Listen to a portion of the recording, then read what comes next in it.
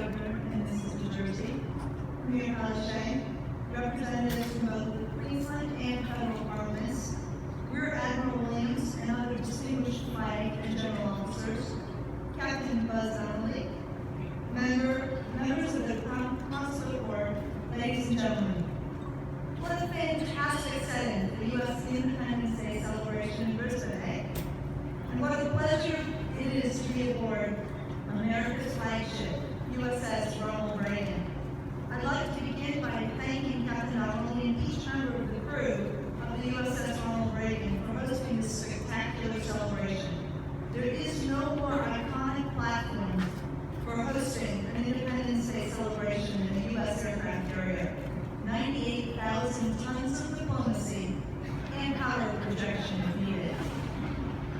We are delighted to be here. 31 years ago, President Ronald Reagan spoke from the deck of USS John F. Kennedy in New York Harbor. He reminded the country that shortly after the Declaration of Independence was signed in Philadelphia, spontaneous celebrations took place throughout the land. American colonials set off cannons and marched in fife and drum parades up and down the coast. He then noted the stark contrast with the sober scene that had taken place just a short time earlier in Independence Hall. 56 men came forward to sign the parchment of the Declaration of Independence. It was noted at the time that they pledged their lives, their fortune, and their sacred honors. And that was more than rhetoric. Each of these men knew the penalty for high treason to the crown. We must all hang together, Benjamin Franklin said, or assuredly we will all hang separately. And John Hancock, it was reported, wrote his signature in large script so that King George could see it without his spectacles. As President Reagan went on to say, they were brave. They stayed brave through all the bloodshed of the coming years. Their courage created a nation built on a universal claim to human dignity, on the proposition that every man, woman, and child had a right to a future of freedom. Ladies and gentlemen, I know that Australians feel the same way about that precious word, freedom. This is a very special year for the U.S.-Australian friendship, partnership, and alliance.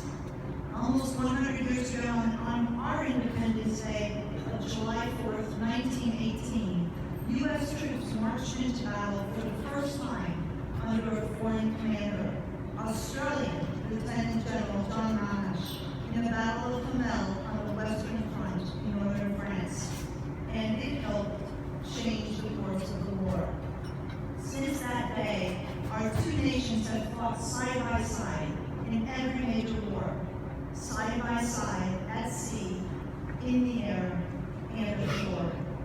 75 years ago, in March 1942, with the Japanese inexorably advancing south and west through the Pacific Island chains, Australian Prime Minister John Curtin issued a stirring cry to Americans to join Australia in defending the free institutions both our countries enjoy.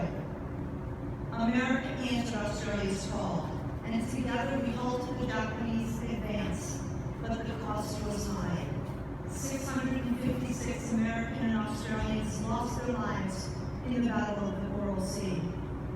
In May, my husband Chip and I were honored to represent the United States at commemorative services in cities up and down the Queensland coast, joined by U.S. and Australian veterans, including USS Lexington survivor Cecil Wiesel.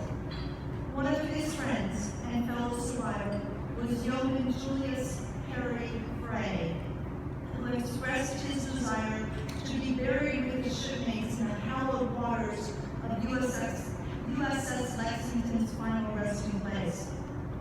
10 days ago, ladies and gentlemen, on July 15th, the crew of USS Ronald Reagan paused from the Talisman Sabre exercise to spread the ashes of Harry Frey and his wife into the Coral Sea, where the Lady Lex sank beneath the waves so many years ago.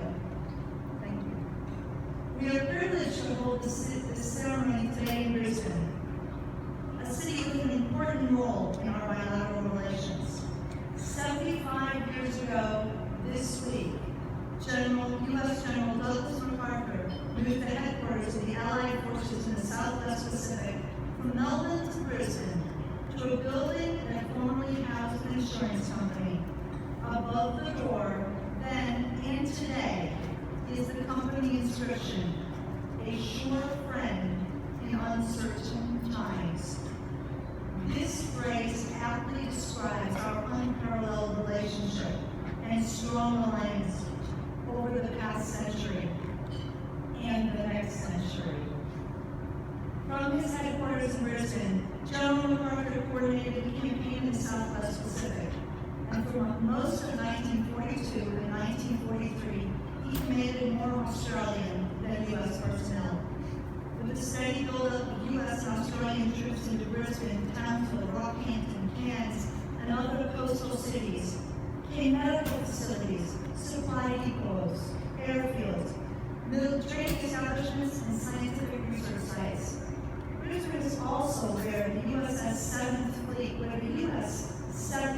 was formed in March 1943. And today, USS Ronald Reagan is the largest ship and the flagship of the 7th Fleet. Our relationship is broad and deep. Combining trade and investment, the United States is Australia's most important economic partner. We are, by a wide margin, Australia's #1 investor. Over 1,000 U.S. companies, including many of our top firms, operate in Australia, several for over 100 years. American companies create over 300,000 jobs in Australia. At the same time, the United States is the #1 destination for Australian investment, which has created 95,000 jobs in the United States. In conclusion, our friendship and close cooperation goes far beyond our military, law enforcement, and intelligence ties, to include cultural, financial, science and technology, and even our shared passion for sports. Fundamentally, we are bound by a shared political philosophy regarding the relationship between citizens and their government. This is best expressed in the words published in Philadelphia 241 years ago. We hold these truths to be self-evident, that all men are created equal, that they are endowed by their Creator with certain unalienable rights, and that among these are life, liberty, and the pursuit of happiness.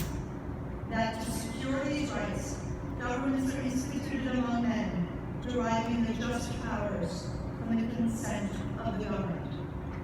This evening we celebrate U.S. Independence Day a few weeks after July 4th, and I'm sure you will agree it's worth the wait for this spectacular setting. To each of the members of the crew of USS Ronald Reagan, and to all of the Americans here tonight, happy birthday. And to all of our Australian friends, thanks for joining us this evening. We have no better friend, no stronger ally, and no more valuable partner in the world. You are a sure friend in uncertain times.